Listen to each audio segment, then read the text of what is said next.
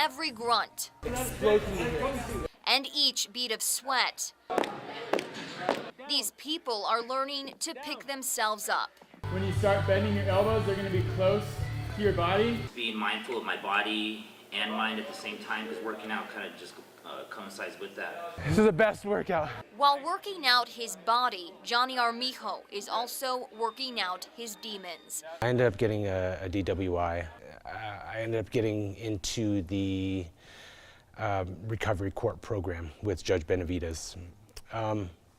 Best thing that's happened to me. For Armijo, this is more than just a workout. It's how he fights his addiction. We got to look at our decisions that we're making.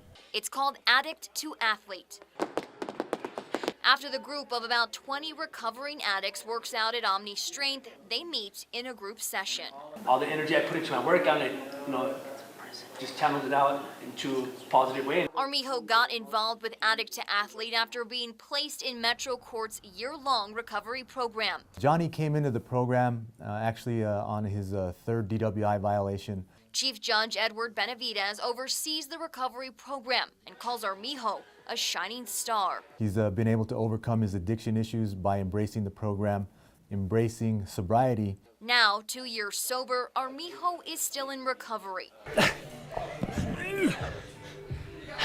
But he's also helping others stay strong through their fight. We're all in the same boat, we're all doing this together. Because it's this group that keeps him above his vices. It's really neat to just be a part of all these people's lives and just watch them grow while I watched myself grow.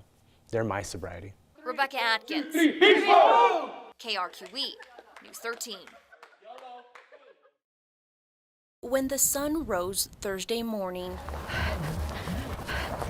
today we will run, we will laugh, we will cry, we will share memories. A mother could be seen running away from darkness. When we feel the wind on our face, we know it's her. And toward light. It's been 3 years. I'm heartbroken all over again. Since Pamela Foster's 11-year-old daughter, Ashlyn Mike, and 9-year-old son were kidnapped on the Navajo Nation, just miles from the Shiprock Peak. They had just stepped off the school bus. That was the last place where her little footprints were left behind and that she never made a home. I had no energy in me to visit that place. Until now. Let's do this for Ashlyn. Woo! Yay! Ashlyn was murdered by her kidnapper that day in May 2016. Her little brother escaped. All right, Pam. That's what brought Foster back. We can do it. Yes, we can. To the same place that's caused her so much heartache. It's too long that I've been waiting to do this. But on this journey and in her suffering, Foster is not alone.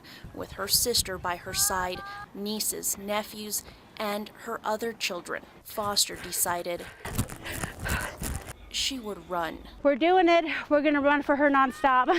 And for nearly 5 hours, 23 miles, they ran toward the peak where Ashlyn took her last breath. And it breaks my heart knowing that when she needed me, that I wasn't there.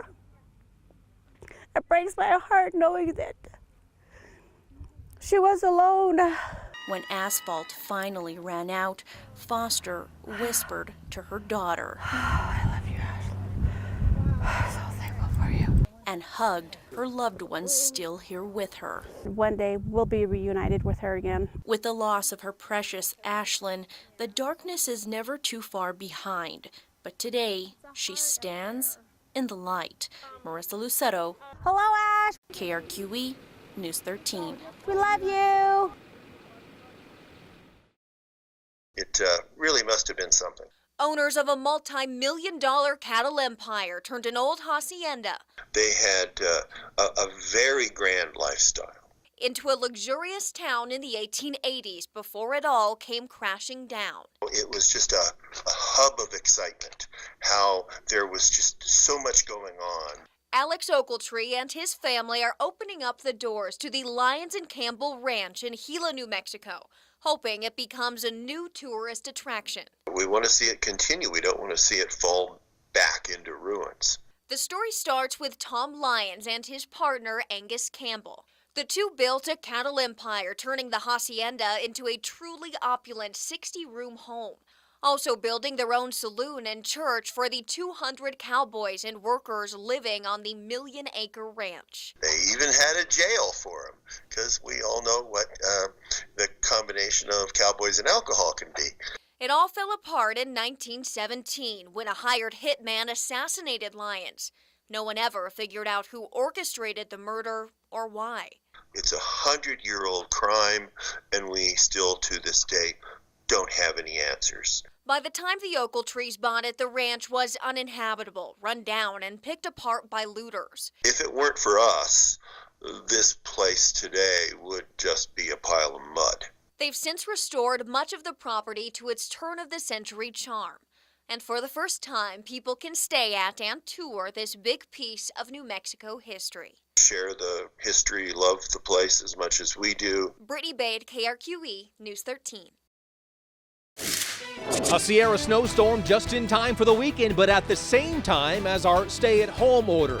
How is this going to affect people traveling up the hill? Plus, Governor Newsom sounds the alarm about ICU bed capacity, the efforts to make sure coronavirus patients get the care that they need. Those stories and a stormy forecast coming up on Fox 40 News at 10. Dozens of business owners vowing to stay open despite orders to close, why they say they can't afford to shut down again. And a Modesto family, an entire school district in mourning tonight after losing a longtime teacher to COVID-19. How the 73-year-old is being remembered tonight on Fox 40 News.